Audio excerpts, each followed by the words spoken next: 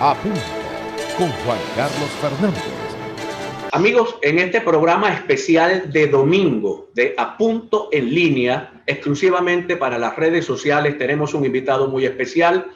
No necesita mucha presentación, es el profesor Ángel Lombardi.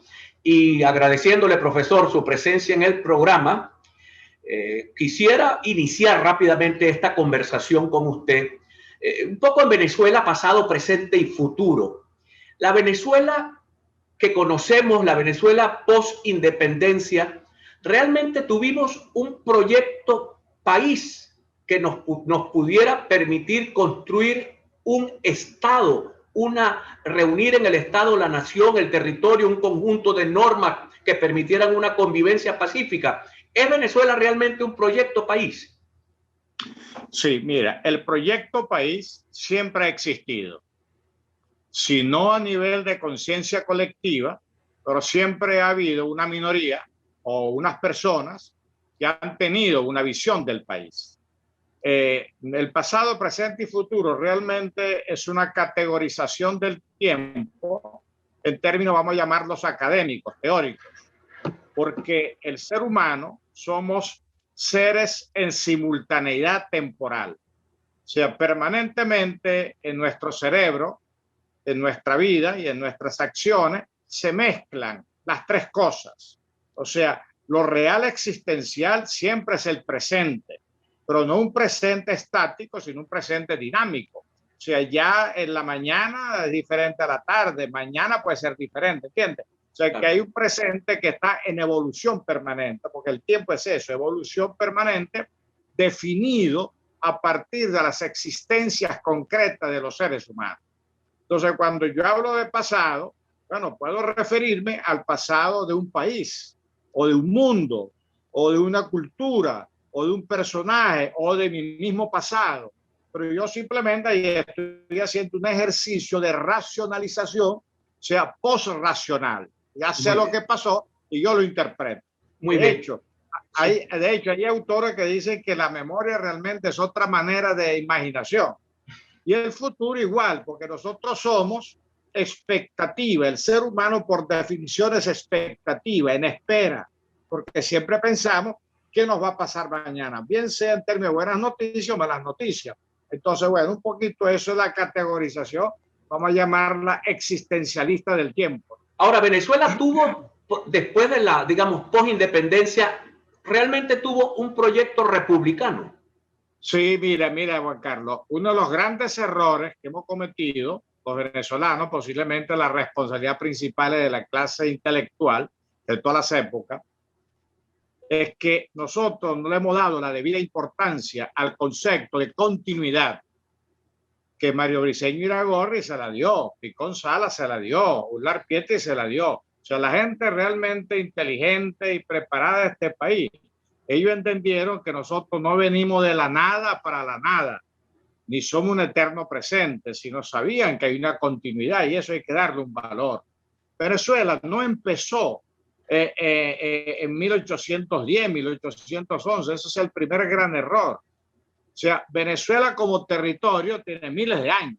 El lago de Maracaibo y los Andes están allí desde hace miles de años. El poblamiento indígena, diversos, porque cuando se habla del indígena no se puede confundir una sola lengua, un solo pueblo. No, la diversidad indígena es inmensa, como todos los pueblos del mundo. Bueno, esa diversidad indígena tiene miles de años en el territorio venezolano, que todavía hoy se refleja. No es lo mismo un guayú, arawak o yupa con un motilón caribe o un pemón. Son diferentes, lenguas diferentes, ustedes diferentes. Entonces, bueno, hay una tradición indígena. En Venezuela no hubo el desarrollo de una alta cultura indígena, como el caso de México, Guatemala, Perú, etc. Entonces, bueno, y además nuestros estudios indigenistas, como no hubo una gran evolución civilizatoria, fue muy rudimentaria, es poco lo que sabemos realmente, ¿no? Ahora, en términos jurídicos, políticos, de la historia, Venezuela comienza en 1498, cuando entramos en el mapa del nuevo continente de Orbe Novo, el nuevo mundo, y entramos a la conciencia geográfica de la humanidad. Entonces, nos guste o no nos guste, bueno, ese señor Colón que navegó las costas venezolanas de Oriente, bueno, ese fue el primero que avistó costas venezolanas, digo el primero en términos simbólicos, y cartografió, o sea, mandó la noticia para que se incorporara a la cultura de la humanidad. Entonces, nosotros existimos como nación venezolana, porque anteriormente no nos llamábamos Venezuela, evidentemente, desde 1492.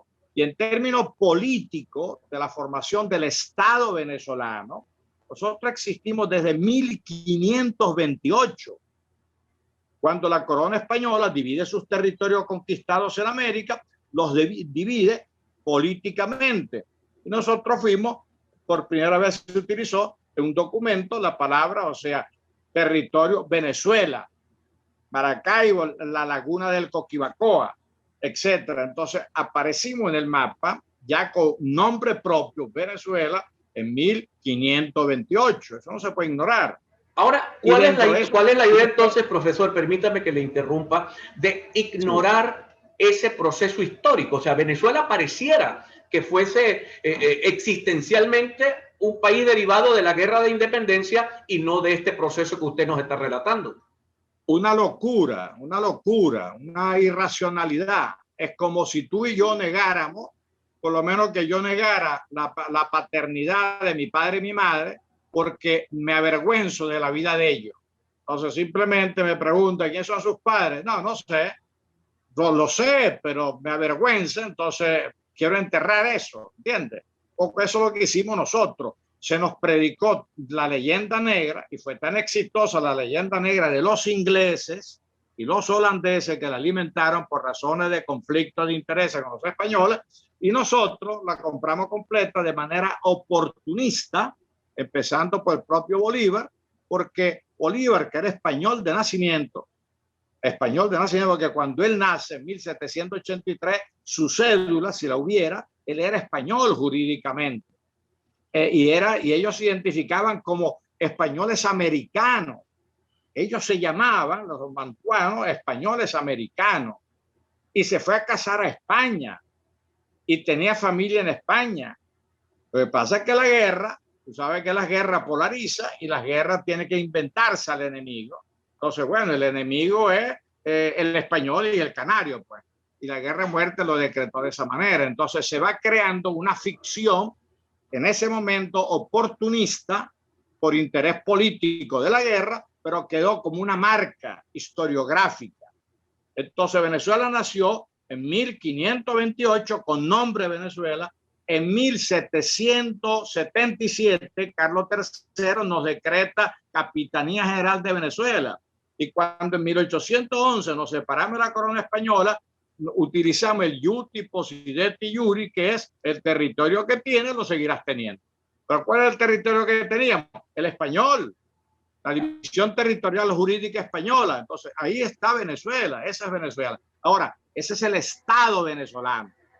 La sociedad venezolana se forja en paralelo dentro de esa mezcla del mestizaje. Para el momento de la independencia, o sea, en Venezuela hay, no sé, las cifras no son exactamente igual, había como 500,000 de pardos mestizos, sambo, mulato, negro, etcétera. O sea, la mezcla venezolana, 500,000. Ahora, indios puros, en el sentido de selvático todavía, no llegaban a 100,000, un poquito más de 100,000.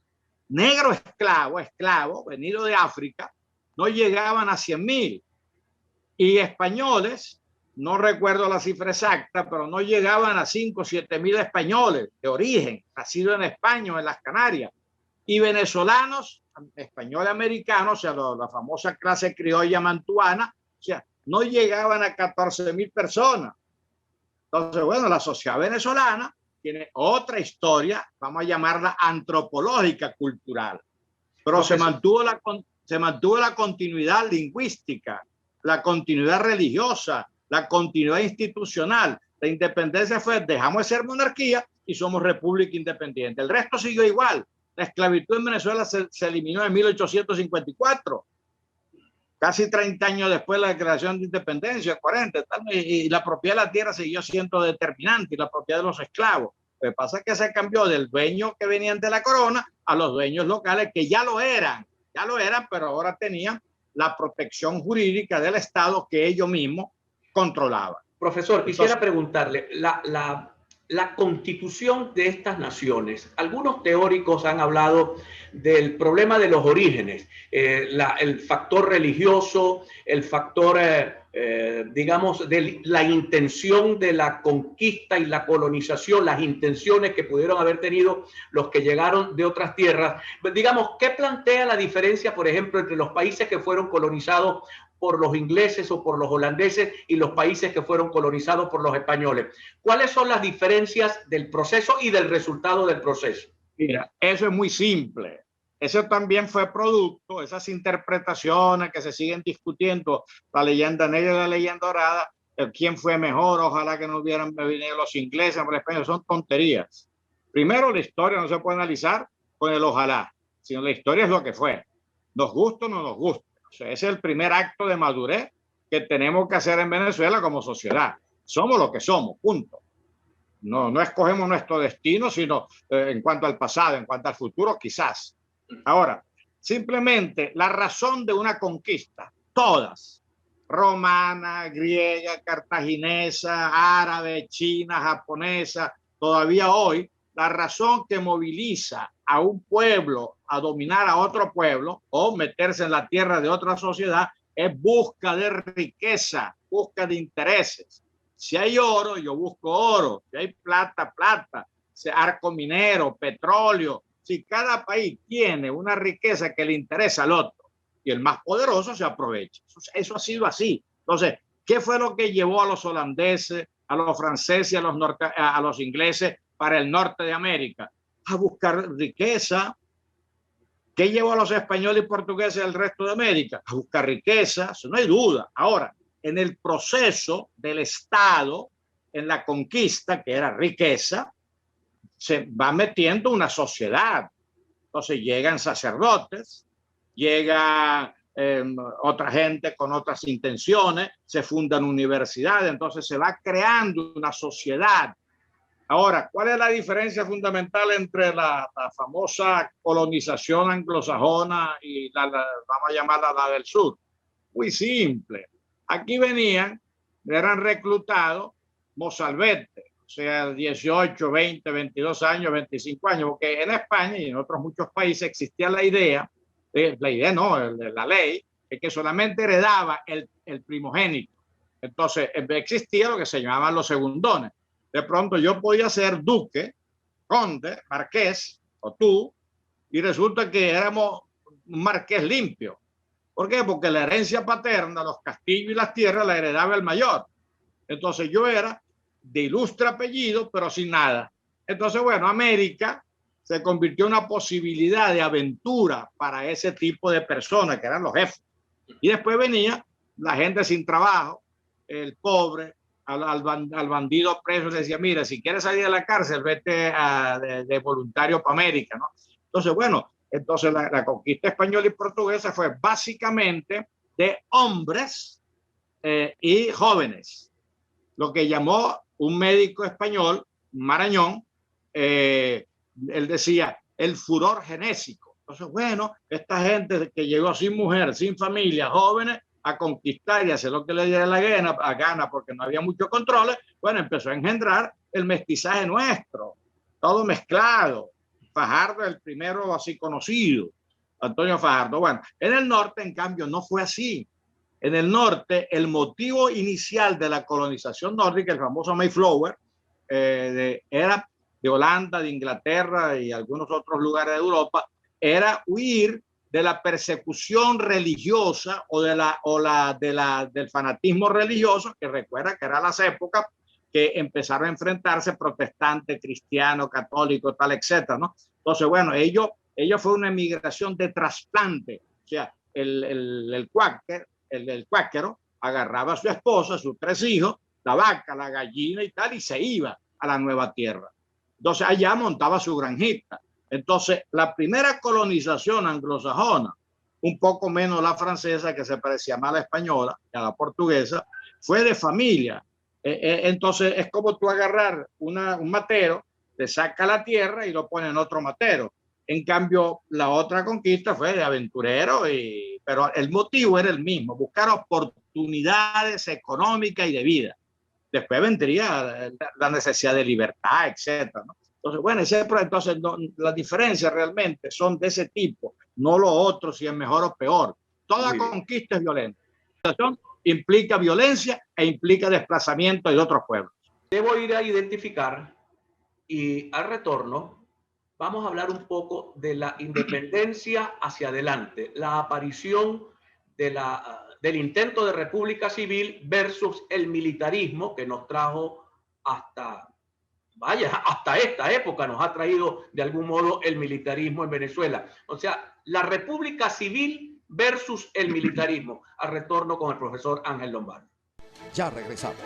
A punto con Juan Carlos Fernández. Continuamos. A punto con Juan Carlos Fernández. Continuamos, mis queridos amigos, con el profesor Ángel Lombardi. Y en esta parte del programa quisiera conversar con usted sobre la república civil versus el militarismo, que es un fenómeno venezolano que llega hasta esta época. Profesor. Me vas a perdonar, es un fenómeno universal. Pero universal. ¿Por qué? También a mi juicio es muy sencillo explicarlo, ¿no? Eso es producto, cuando una sociedad se ordena, evidentemente se desarrollan las instituciones civiles. Cuando una sociedad se desordena o está en conflicto, tiende a prevalecer lo bélico. Por ejemplo, en Roma había un senado previo a la conquista del poder de Julio César, que lo hace después que es exitoso en Francia, con los galos y con su ejército.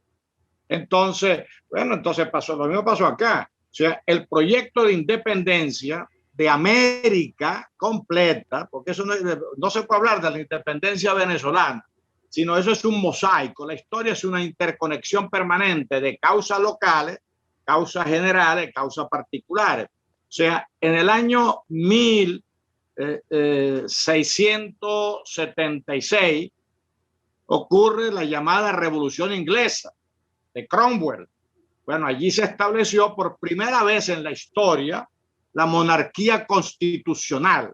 En Inglaterra fue el primer país que pasó de la monarquía absoluta, en donde el rey era la constitución, el Estado soy yo, pasó a la monarquía constitucional, que es un gran avance, porque el rey ya no es omnipotente, sino que la soberanía descansa en la gente y se expresa a través de un parlamento. Eso fue en 1676. ¿Qué pasa en 1777? Un siglo después.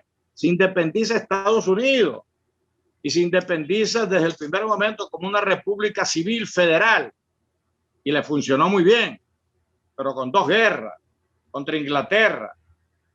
Después viene el proceso en América Latina. Después viene en 1789 la Revolución Francesa, que es otro tremendo paso adelante en términos de conciencia política, etcétera, y organización de la sociedad política, ¿no? Entonces, ¿quién se independiza primero? Vamos a llamarlo en el sur del continente. Haití, territorio francés, 1804. Y qué casualidad que en 1810 el mismo movimiento que se da en Caracas se está dando en Buenos Aires. ¿Por qué? Porque los procesos históricos no son locales, a menos que sean microhistoria. Se cayó el puente de Maracaibo, bueno, eso es solamente en Maracaibo, pero la historia no es así. Tiene sus complejidades y sus conexiones. Entonces, desde el siglo XVII y XVIII se venía planteando en términos teóricos pasar de las monarquías absolutas a las parlamentarias y de las parlamentarias a la república. La primera república del mundo fue Estados Unidos. Y nosotros imitamos el modelo norteamericano, nos guste o no nos guste, porque la Constitución de 1811 es una copia, como han sido casi todas nuestras constituciones, porque se influyen, para no hablar de copias, se influyen. Nos inspiramos en la teoría europea del contrato social, soberanía popular, ciudadano, etcétera, ya establecido en algunos países de Europa, y asumimos la república civil. Pero resulta que la república civil no funciona. ¿Por qué? Bueno, porque España simplemente no acepta la independencia, entonces empieza el conflicto bélico. Ahora, ese conflicto bélico de 20 años, menos, poquito menos, pero más o menos 2 décadas, que destruye prácticamente el país, 25% de la población muere, etcétera, por diversas razones. Bueno, entonces ahí, ¿quién hace la guerra? Todos nuestros héroes, la mayoría, no son militares de oficio. ¿Dónde estudió Bolívar arte militar? ¿Dónde estudió Mariño y Piar arte militar? ¿Dónde están las academias donde ellos se hicieron militares? Eran civiles que de pronto leían o tenían entrenamiento, etcétera. O sea, de los pocos fue Miranda, Sucre, que así tenían escuela militar. La escuela militar en Venezuela se crea en la época de Cipriano Castro y Gómez, creo que 1908. Entonces, bueno, la guerra evidentemente entroniza a ese liderazgo de la guerra. Y cuando tú ganas, cobras.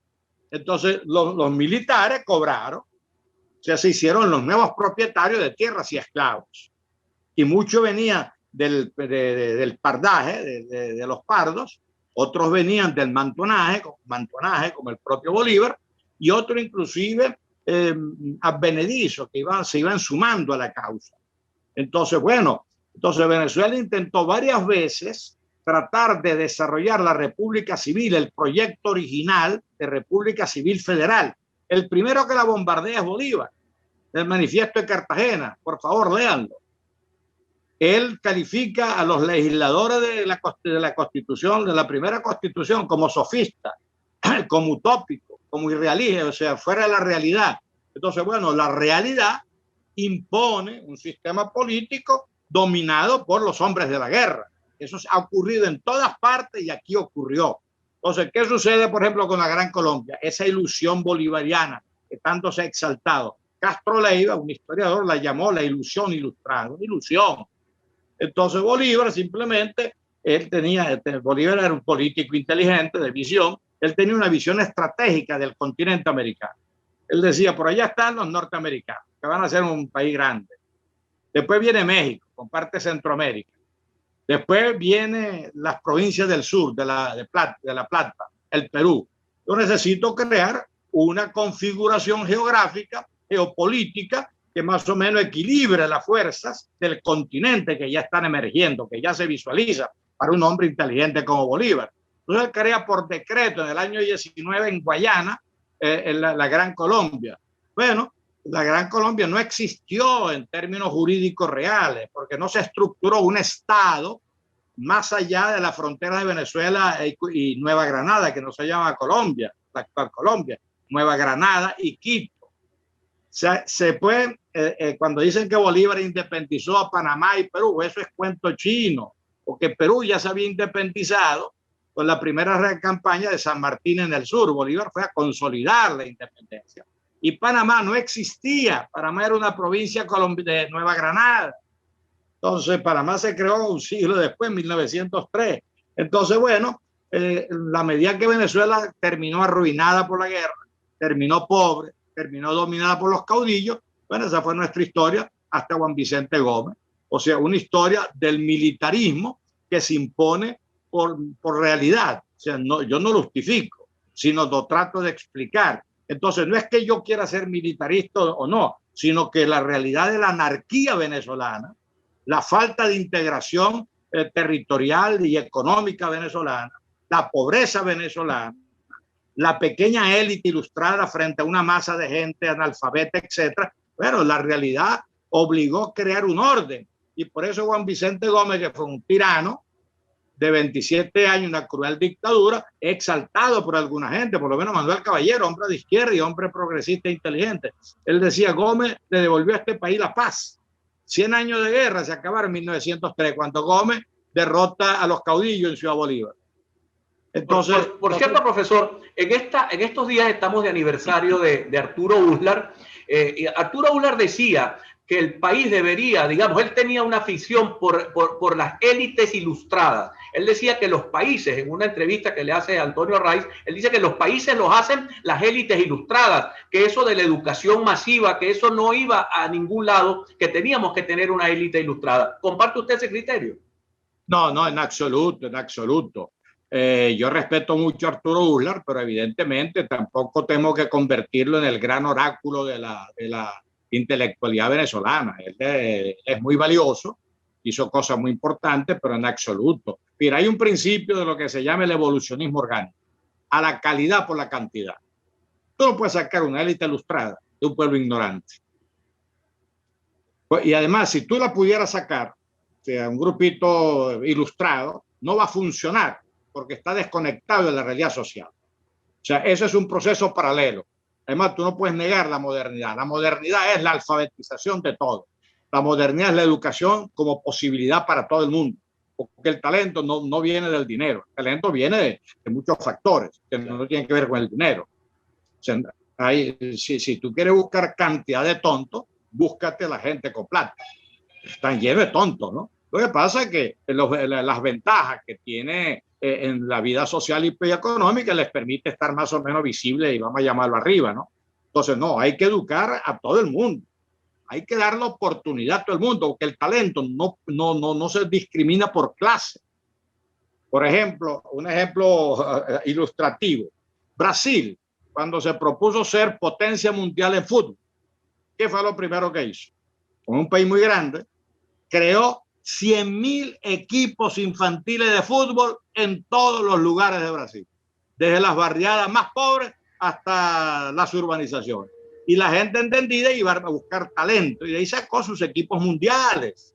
Entonces hay que educar a todo el mundo. Ahora, evidentemente que en la educación es un proceso de autoselección, no de selección, porque tú siempre te puedes equivocar, pero de autoselección. Si tú eres competente, tienes talento, se te da la oportunidad, te vas desarrollando, etcétera. Bueno, tú vas a formar parte de esa élite ilustrada, pero no por decreto de nadie, no por apellido, no por dinero, sino bueno, porque vas creando tus propias condiciones de valía, de valía. Eso es una sociedad democrática. Educar a todo el mundo, ahora que el talento establezca las diferencias inevitables. Muy bien, profesor.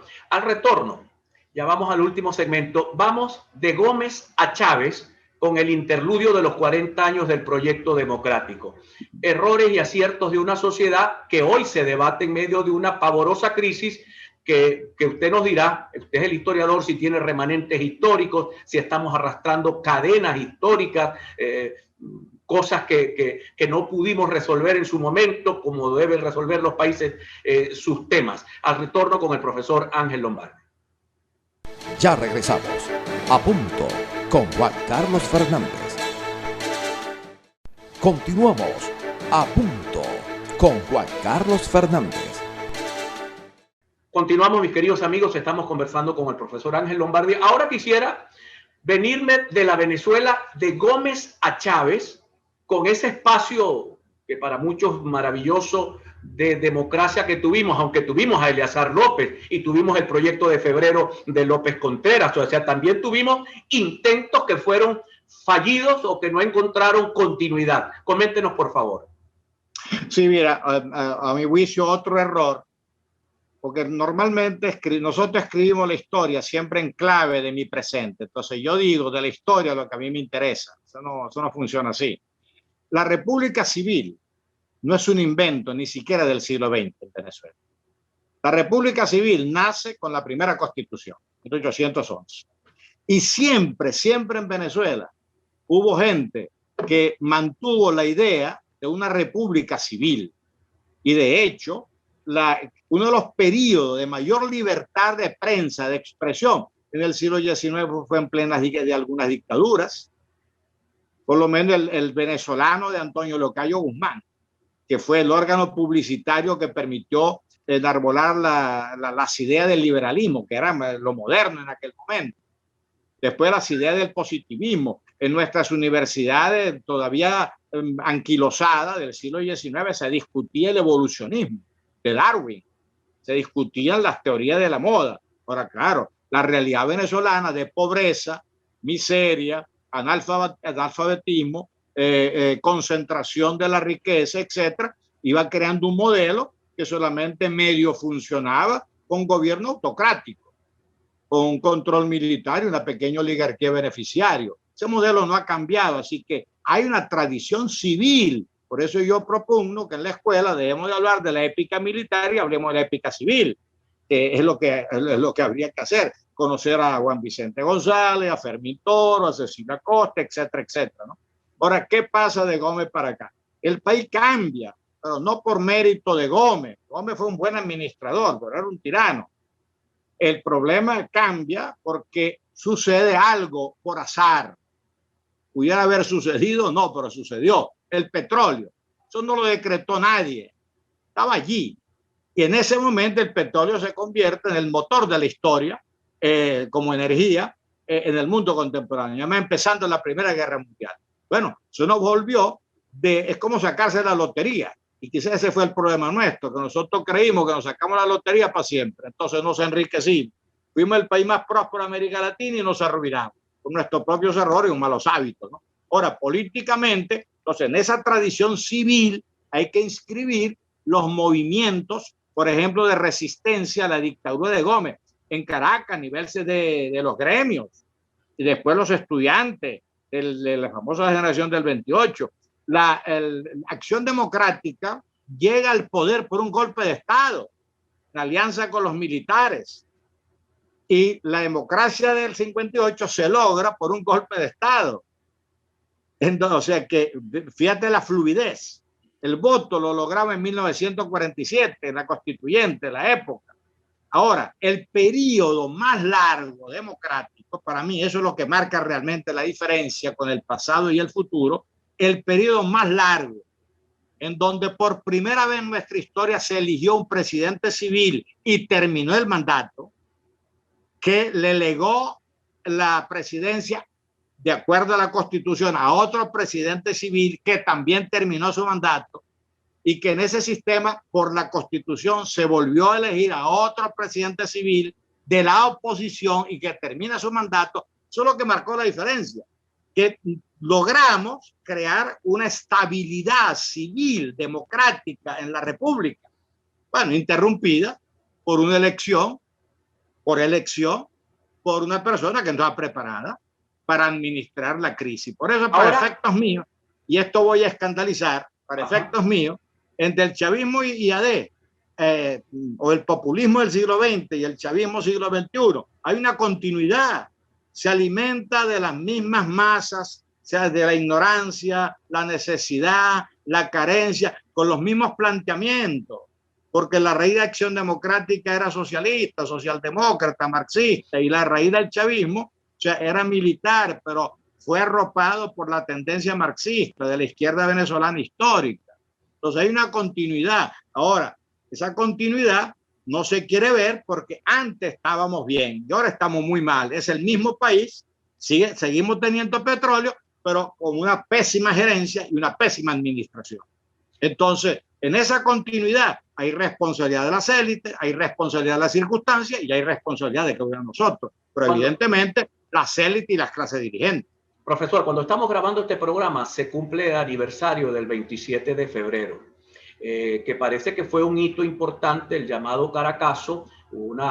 Quizás se habla del Caracazo, pero no se habla, por ejemplo, de la violación masiva de los derechos humanos que ese día ocurrió. Para bien o para mal, se aplicó el plan llamado Plan Ávila, que era el plan de las Fuerzas Armadas para mantener el control sobre la ciudad de Caracas, y hubo, según algunos analistas, una violación masiva de derechos humanos.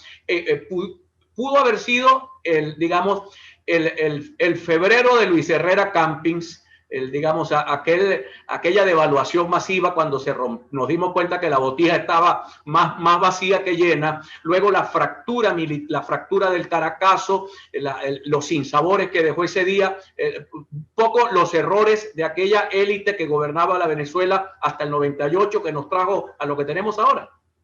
Claro, mira, Juan Carlos. Es muy sencillo. Vamos a imaginar el tablero del carro. Se te prende la luz roja de que la gasolina se está acabando, o la luz roja de la batería. Pero en Venezuela se prendieron todas las alarmas. O sea, el tablero venezolano funcionó, la sociedad, dando sus señales, funcionó. En el 83 se inició la devaluación. Esta brutal devaluación de hoy empezó en 1983. Ahora, claro, como todas las devaluaciones, empieza tímidamente Y a medida que pasa el tiempo y no se resuelve, se vuelve hiperinflación. Pero desde el 83 venimos devaluando la moneda. Ahora, claro, no es las proporciones de los últimos años, evidentemente. En el 89, eso fue inducido por los cubanos, la izquierda venezolana, o sea, desestabilizar, porque se daban cuenta que el país no venía bien. Fue inducido. La respuesta brutal de las Fuerzas Armadas, claro, ahí se conculcaron todos los derechos humanos, pero ¿por qué? Porque ponen a reprimir un movimiento en parte espontáneo, en parte inducido, a unos soldaditos que no están preparados para reprimir. El ejército no está preparado para reprimir manifestaciones. Entonces tú dejabas en la esquina 3 soldaditos, en otra esquina 2 soldaditos, bueno, lo que veían le disparaban. Entonces, bueno, se fue una brutalidad, pero a mí me hizo una reacción irracional por miedo, porque recuerda el histerismo de la gente que tenía miedo que le asaltaran sus quintas y sus urbanizaciones. Después viene una conspiración que venía del año 83 y se manifiesta visiblemente en el 92. Después viene un proceso de destitución de un presidente, muy, muy polémico, discutible. Después viene un interinato sin poder de gobernabilidad de Velázquez. Después viene un Caldera envejecido que fragmenta al mundo político y elimina prácticamente su propio partido. Después viene aquella caricatura de que cualquiera podía gobernar Venezuela, cantantes, Miss, etcétera, ¿no? O sea, una irresponsabilidad. Bueno, el aventurero militar que tenía dotes de líder, buen orador, llegaba a la gente, su estilo populista, etcétera. Bueno, la coyuntura, él salió de la cárcel, Chávez salió de la cárcel como abstencionista. ¿Quién lo convence? Otros, pero básicamente se le atribuye a José Vicente Rangel y a Miquilena que le dieron el hueco político al potencial de Chávez. Bueno, y Chávez gana. Y en el 2002, el todopoderoso presidente Chávez es destituido por su alto mando por teléfono. Después vinieron las torpezas que vinieron en 2 días, 3 días, ¿no? Entonces él regresa, prende la elección y se blinda. Empieza a dividir las Fuerzas Armadas, empieza a crear su propia oligarquía sobre el modelo cubano castrista, porque Fidel en ese sentido fue realmente el gran mentor en términos teóricos generales, ¿no? Entonces, bueno, esa es la historia. Ahora, este desastre es un desastre, diríamos, de 40 años, que empezó como que empiezan las enfermedades, empezó con una pequeña fiebre y no fui al médico. Después vino el resfriado y me lo curé con miel y limón, no fui al médico. Después vino la bronquitis, entonces con hoja de eucalipto y no fui al médico. Cuando ya me sentí muy mal, era neumonía. En el 98 elegimos entonces ya con neumonía al señor Chávez. Bueno, el señor Chávez, que no tenía, es lo que le interesaba el poder, no el gobierno, entonces simplemente una vez que se posesionó el poder y pasó el susto del 2002, bueno, montó su proyecto de régimen hegemónico, absoluto, autoritario, militar, etcétera, que es lo que conocemos. Pero entonces ya la neumonía era una metástasis del país, que todavía con la riqueza acumulada por Venezuela en la época petrolera, le permitió a Chávez convertirse en el rey Midas de América Latina y del mundo, en cierta forma. Bueno, pero cuando muere Chávez, la casualidad que tampoco hay petróleo, PDVSA quebrada, la economía ya no da para más. Bueno, viene la debacle de estos 6, 7 últimos años, en donde realmente ha sido una guerra en términos de efectos negativos, ¿no? Entonces, hay allí una continuidad dentro de cierta discontinuidad. Entonces, hasta que no asimilemos eso y establezcamos responsabilidades, va a ser muy difícil que volvamos otra vez a reconciliar el país, no en las diferencias y la diversidad, que es importante, sino reconciliarle un proyecto de sociedad vivible, tolerante, diverso, próspero. Es el proyecto país. Profesor, entonces al retorno, ya para cerrar este programa, porque nos dio para un segmento más, es necesario tener un segmento más con usted, para hablar entonces de Chávez a Maduro y de Maduro a la posibilidad de la entronización de un régimen autoritario o la posibilidad de una salida, las reglas o las opciones que tiene Venezuela para lograr una salida. Ya regresamos con el profesor Ángel Lombardo. Ya regresamos. A punto con Juan Carlos Fernández. Continuamos. A punto con Juan Carlos Fernández. Continuamos, mis queridos amigos, con el profesor Ángel Lombardi en este especial para el domingo, en este especial de domingo a las 9 de la mañana de A Punto en Línea para las redes sociales. Profesor, de Chávez a Maduro, de Maduro a la crisis, de la crisis el autoritarismo, la oposición, la alternativa, Donald Trump, todo este proceso que nos ha llevado a donde estamos en este momento. Quisiera su análisis. Mira, cuando uno habla del presente pasado, puede equivocarse, ¿no? Y lo que uno dice puede estar perfectamente discutible. O sea, lo que uno dice no es la verdad, sino es mi opinión, mi visión. Ahora, de aquí al futuro, todo lo que decimos, todo el mundo está sujeto a la incertidumbre. De tal manera que discutir a futuro es una necedad, porque mis argumentos son tan buenos como los tuyos y los del otro y del otro, ¿no? Entonces, yo propondría que no perdamos mucho tiempo en discusiones abstracta del futuro, sino sobre la realidad presente dentro de una visión del pasado que cualquiera puede tener. Nosotros discutamos las circunstancias reales. O sea, la política tiene básicamente dos dimensiones. O sea, la política como política, todos somos políticos en cuanto ciudadanos, tenemos responsabilidades públicas.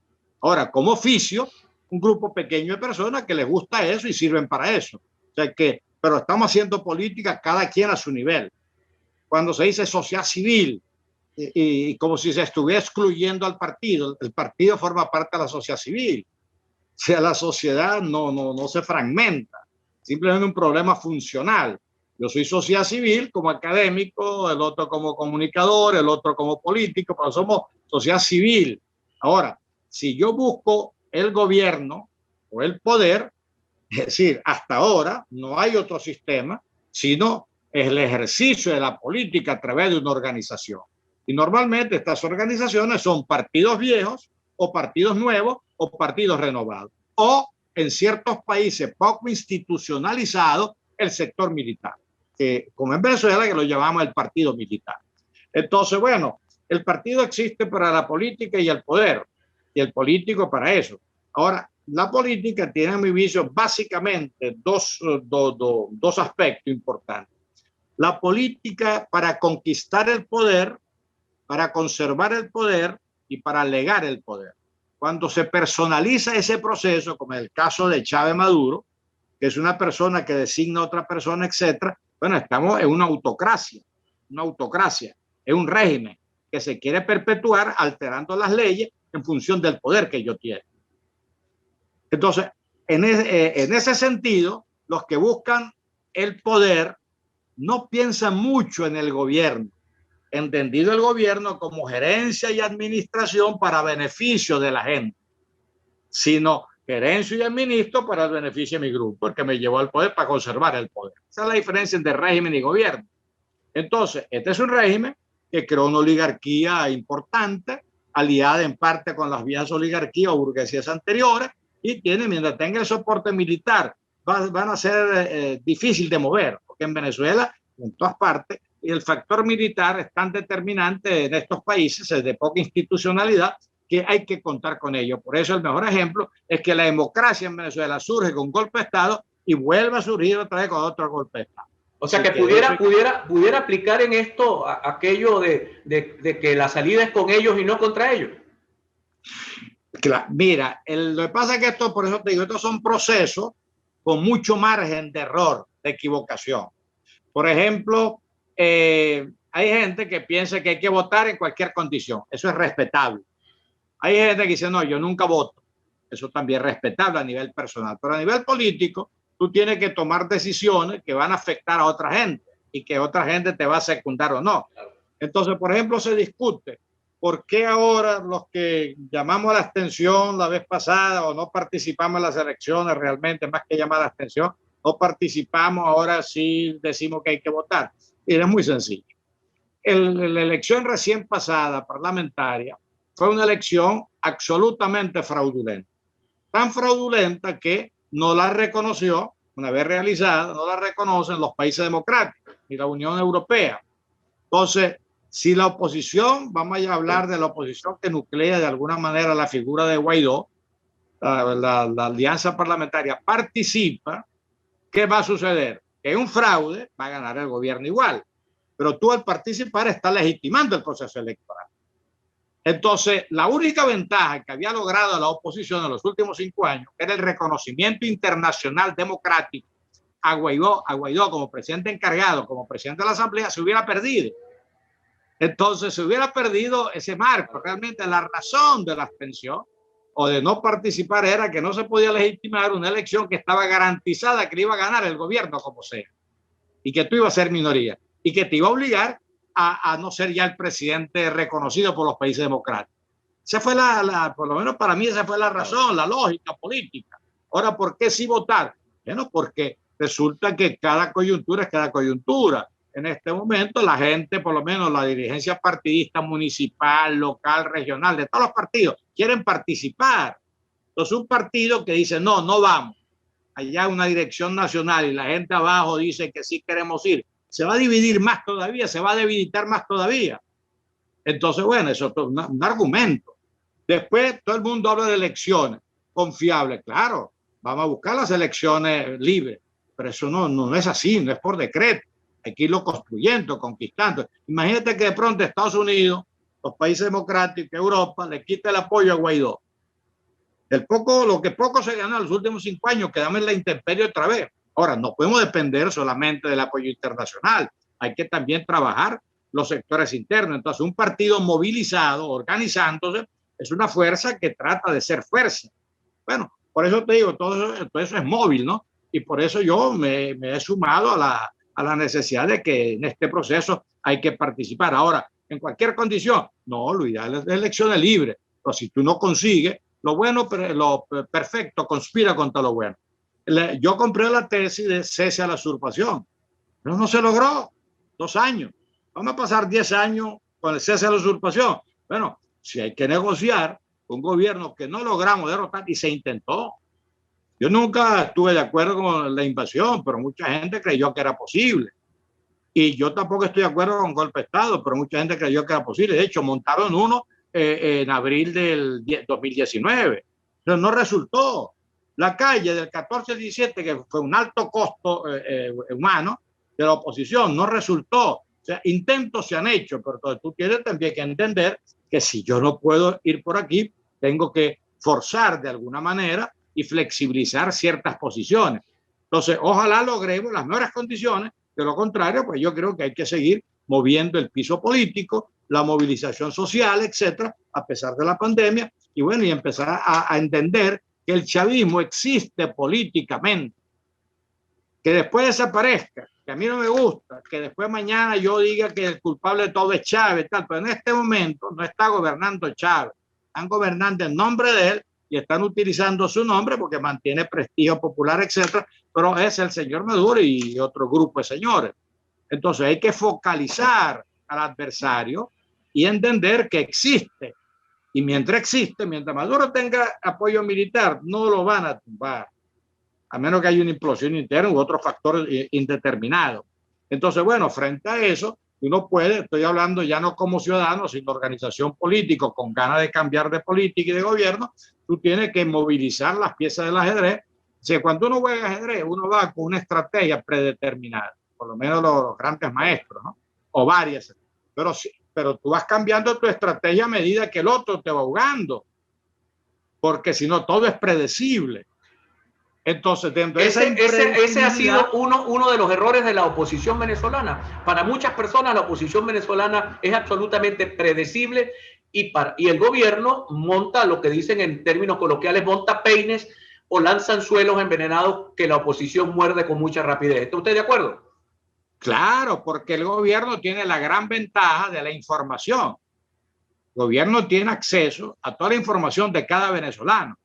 Sabe quién fue corrupto, sabe quién puede ser corrompible, sabe dónde están los negocios, sabe dónde están los capitales, sabe en dónde vive todo el mundo. Entonces el gobierno, lógicamente, maneja todos esos mecanismos y dice, bueno, a este lo podemos comprar, a este lo vamos a asustar, a este lo vamos a exiliar, a este lo vamos a poner preso. Y van creando un esquema de temor, de represión, etcétera, ¿no? Mientras ellos tengan el control militar para poder hacer todas esas cosas, sus instituciones le van a funcionar a ellos. no al país, a ellos, para mantener el poder. Entonces, lógicamente, cuando ellos analizan a un partido político y dicen, mira, de estos 30 diputados de este partido, 10 son comprables o 10 tienen historias raras que vamos a amenazarlo. Ellos manipulan todo eso. No hay que ser inocente. Ellos saben las debilidades del adversario. Nosotros no las sabemos todas y aunque las sepamos, no tenemos los instrumentos para crear presión. Porque si yo me entero que alguien del régimen es corrupto, yo no lo voy a amenazar de que lo voy a poner preso, claro, ni nada, porque él se siente invulnerable. Y en ese sentido, las sanciones personalizadas tienen ese propósito, que se sientan los jerarcas menos invulnerables. Entonces, esa vulnerabilidad pudiera obligarnos a buscar ciertos criterios de equilibrio que pudiera ir abriendo tímidamente puertas de desarrollo futuro de esa transición, que repito, las transiciones son lentas, difíciles y largas. Sí, se me adelantó usted un poquito mi pregunta final, mi querido profesor, porque hay gente que yo noto pesimista, hay gente que dice llegaron para quedarse, a la luz de la historia, no a la luz de la prospección del futuro, a la luz de la historia. Estos procesos tienen salidas, la historia nos dice que es posible construir salidas a estas situaciones, o Venezuela pudiera estar condenada a lo que ha sucedido en Irán después de la salida del Shah de Irán, o lo de Corea del Norte, o lo de Cuba. Mira, el ser humano tiene derecho a ser pesimista y optimista, y de hecho lo somos. Depende de nuestro estado de ánimo, depende de nuestro temperamento, pero no podemos mezclar los discursos. El pesimismo personal es real, a veces es necesario inclusive para ser realista. Ahora, eso no se puede confundir con los procesos históricos. O sea, los procesos históricos siempre están fluyendo. Predeterminar cuánto va a durar un régimen y un gobierno, eso no lo sabe nadie. Compararse con nuestros países es otro error. La analogía histórica no, o sea, es útil para entender ciertas cosas, pero nunca son iguales.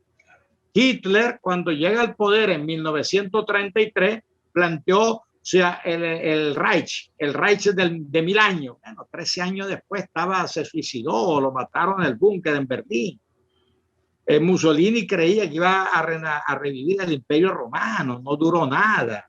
La hegemonía norteamericana, cuando colapsa la Unión Soviética en el 89-90, iba a ser el fin de la historia para Fukuyama y compañía. Bueno, 10 años después le salieron respondones, no solamente Rusia, que seguía siendo potencia atómica, sino los europeos, ahora China. Es decir, la historia es un fluir permanente. Ahora, a nivel personal, tú te estancas, te quedas, tal. Pero no podemos confundir, mezclar discursos. O hablamos de la política como un fluir hacia adelante de la vida y de la historia, o hablamos de mi estado de ánimo sobre esto y lo otro.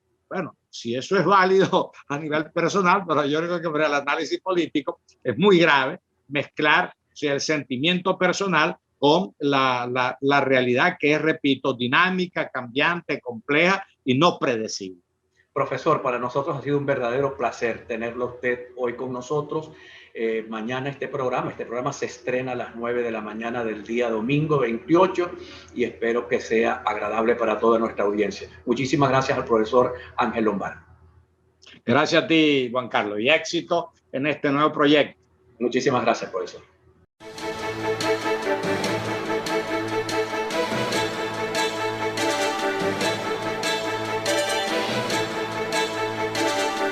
A punto con Juan Carlos Fernández.